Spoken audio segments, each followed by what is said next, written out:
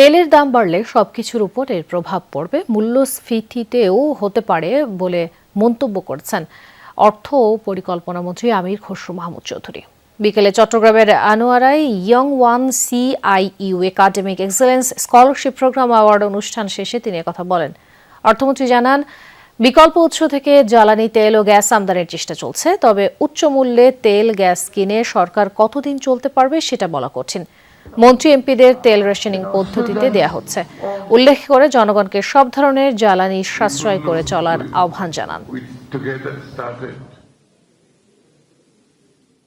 ওখানে যুদ্ধের অর্থ হলো আমাদের সাপ্লাই চেইন ওখান থেকে অনেকটা বন্ধ হয়ে যাওয়ার মতো।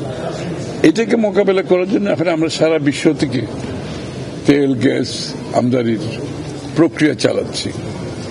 ইতিমধ্যে বিভিন্ন দেশ থেকে আমাদের তেল গ্যাস প্রকিউরমেন্ট হচ্ছে, প্রতিনিয়ত হচ্ছে। কারণ আমাদেরকে প্রথমে আমার জ্বালানির নিরাপত্তা নিশ্চিত করতে হবে।